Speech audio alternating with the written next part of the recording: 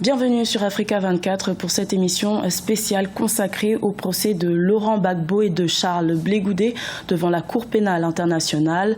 L'ancien président ivoirien et son ancien ministre de la Jeunesse sont accusés de crimes contre l'humanité commis après la présidentielle de novembre 2010.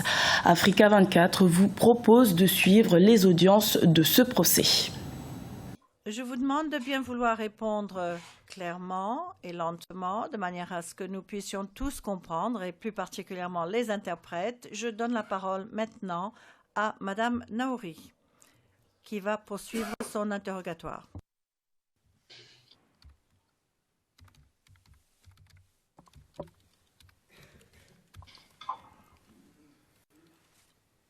Merci, Monsieur le Président.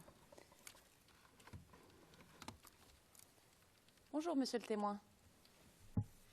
Bonjour, madame. Vous êtes bien reposé? Oui. Très bien. Alors, je vais reprendre où on en était hier.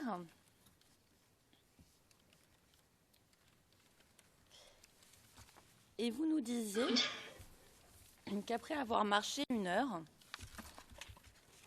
vous recevez un coup de fil. Et vous nous dites, et c'est les transcrits d'hier, 8 décembre 2016, page 105, ligne 19,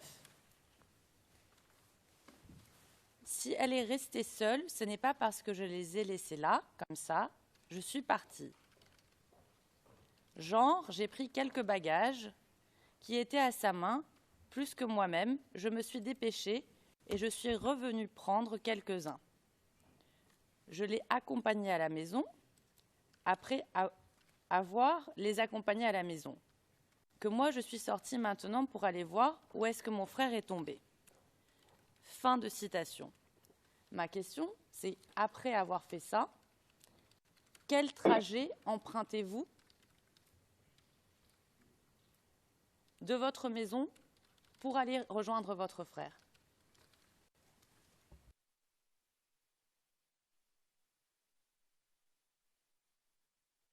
Je suis descendu, j'ai pris le goudron qui mène dans le quartier Williamsville. Et c'est le trajet que j'ai parcouru. Je suis arrivé au carrefour Jenny Komena, je suis rentré dans le quartier Williamsville. Et j'ai continué mon chemin pour sortir au carrefour Makassi.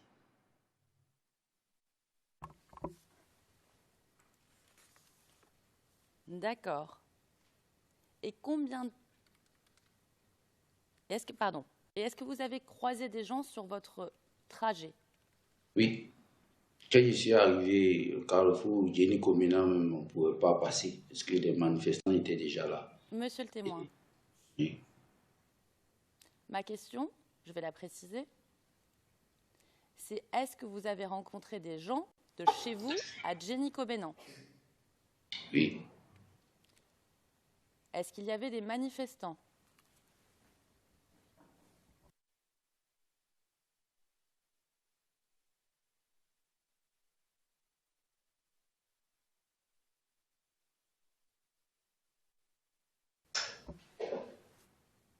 Monsieur le témoin?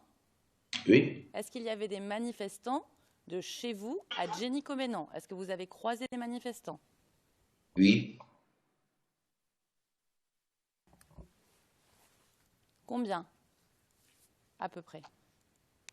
Des centaines. Hein. D'accord.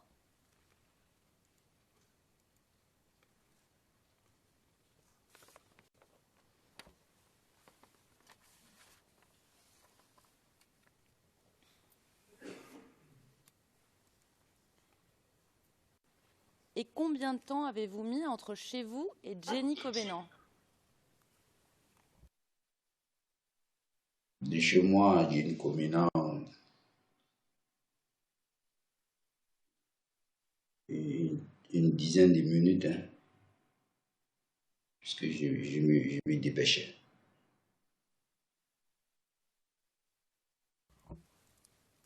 D'accord. Et quand vous vous dirigez vers Jenny Kobenan, vous vous dirigez aussi en direction de la RTI à ce moment-là, n'est-ce pas?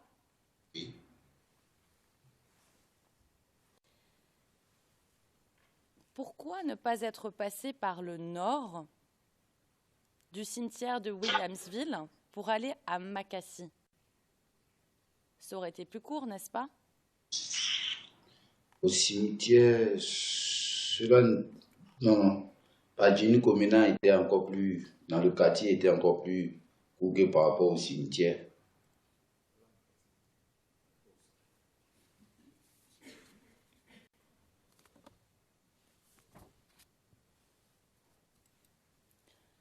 Monsieur le témoin, vous nous dites que de passer par Génico Bénon,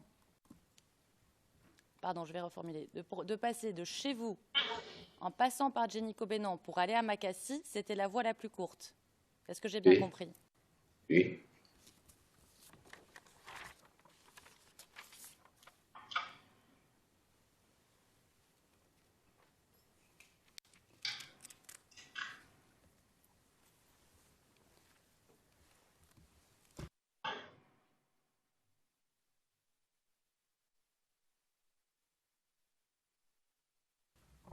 D'accord. Et à quelle heure arrivez-vous à Génico Bénon à peu près?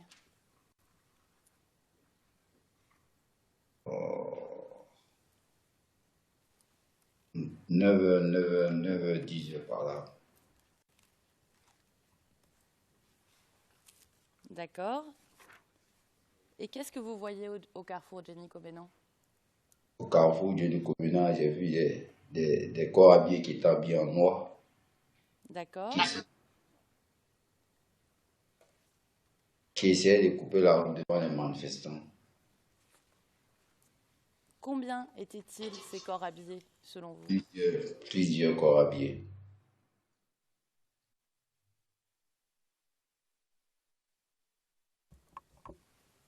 Plusieurs, c'est combien à peu près?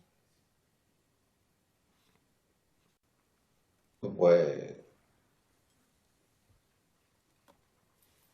En tout cas, il ne peut pas se dire les noms, mais ils étaient beaucoup. D'accord. Et comment étaient-ils habillés? En noir. Est-ce qu'ils portaient un macaron? Oui.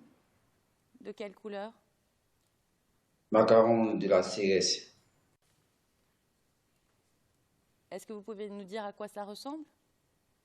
CRS, comme on dit CRS, c'est écrit comment? CRS. D'accord.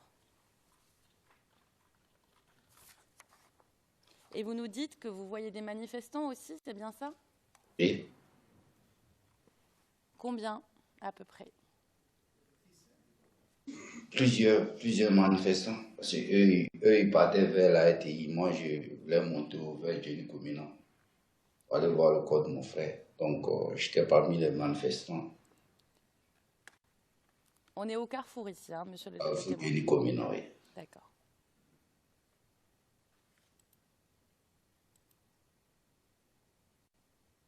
Et de quelle direction venaient ces manifestants?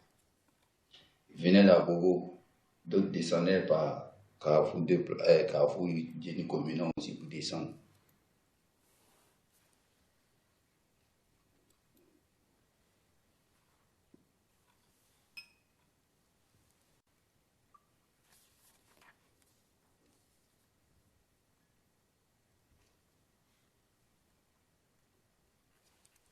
Et vous restez observer ce qui se passe au carrefour Génico Bénon? Quand je suis venu, comme je suis venu tomber dedans, donc, ils empêchaient les manifestants de passer. Donc, ils ont lancé des bombes lacrymogènes. Et c'est là, moi, je continuais ma route.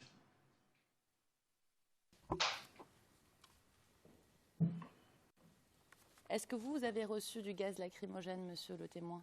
Puisque j'étais parmi les manifestants. Donc vous aviez du mal à voir, n'est-ce pas? Pardon. Donc vous aviez du mal à voir, n'est-ce pas? Oui, quand je dis du mal, je ne peux pas avoir du mal à voir pratiquement, parce que j'étais, je ne sais pas, non loin. J'étais dans la foule. «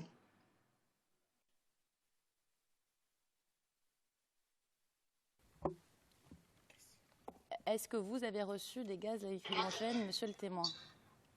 Ils ont lancé la gaz lacrymogène dans la foule, pour disperser les gens. Et comme mon objectif c'était pour aller voir mon frère, donc moi je continuais mon chemin pour monter dans le quartier William Civil. D'accord.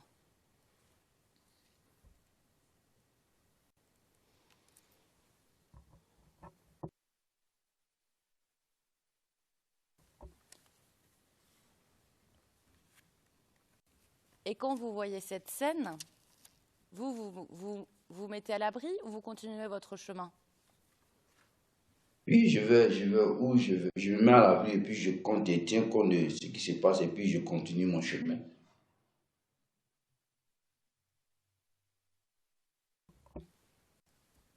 Donc vous n'avez pas essayé de vous cacher, c'est bien ça? La route que j'ai empruntée, c'était pour aller voir mon frère. Donc je ne me suis pas caché, je fuyais en tout cas pour ne pas aussi que la bombe lacrymogène me rentrait dans les yeux. Donc je cherchais à continuer mon chemin et puis bon. Voilà. D'accord.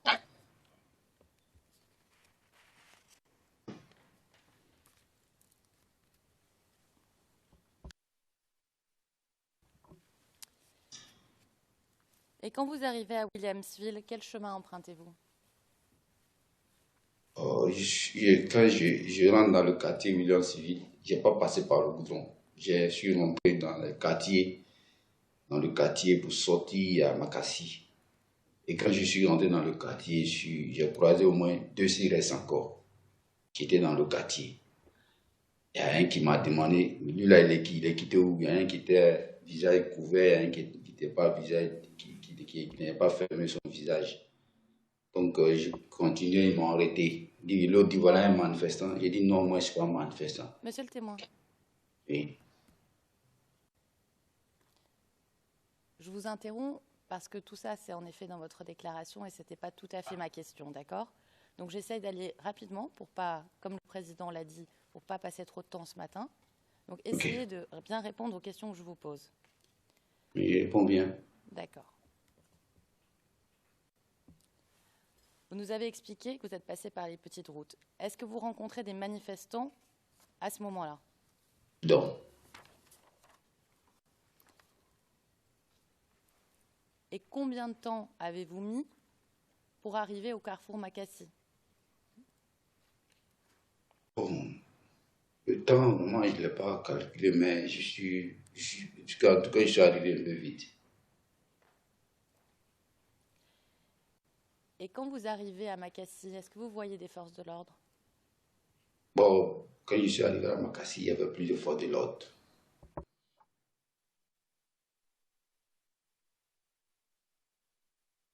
Est-ce qu'il y avait des manifestants? Il y a quelques-uns qui étaient là. Combien?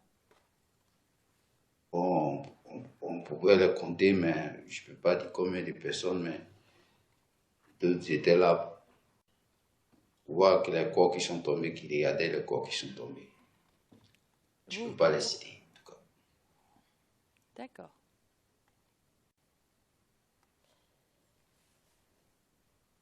Et combien d'amis de votre frère étaient au carrefour Makassi? Oh, il y avait Ibrahim, il y avait des manifestants. Bon, pour les amis de mon frère, il y avait au moins 2 personnes que je reconnaissais dedans, mais il y avait des gens aussi quand même qui regardaient le corps. Alors, monsieur le témoin, je vais vous lire un paragraphe de votre attestation.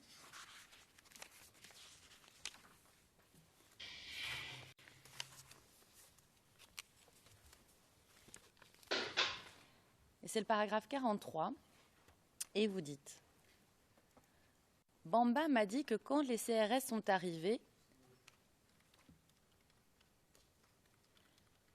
un vieux s'était mis devant les manifestants.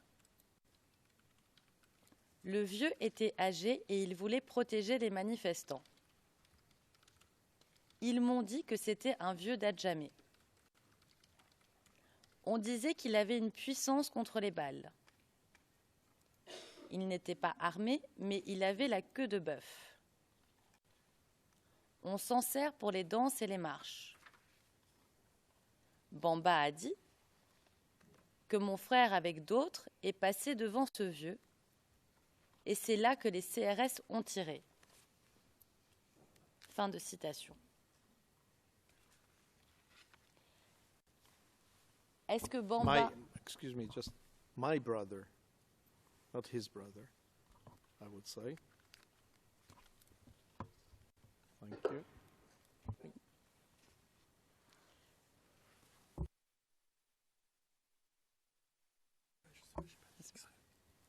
Ok.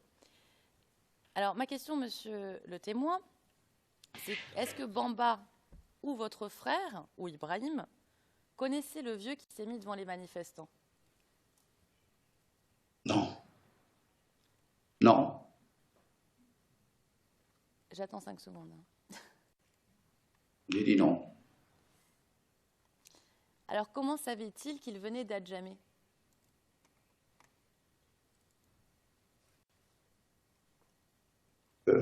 C'était un marche contre un marche populaire. Donc ce jour-là, chacun avait ses gris-gris, chacun avait ses pouvoirs. Donc c'est dans la marche ils se sont connus. Dans la marche ils ont connu le vieux. D'accord. Et comment le vieux devait-il protéger les manifestants? Bon, d'après ce qu'ils m'ont dit, si le vieux est devant, personne ne doit passer par devant le vieux. Tout le monde devait rester derrière lui. En cas de tir, lui, il est là pour faire ses pouvoirs, pour ne pas que les tirs arrivent aux manifestants. Nous allons marquer une courte pause. On se retrouve dans quelques instants pour la suite de la retransmission du procès de Laurent Gbagbo et de Charles Blé Goudé en direct de La Haye.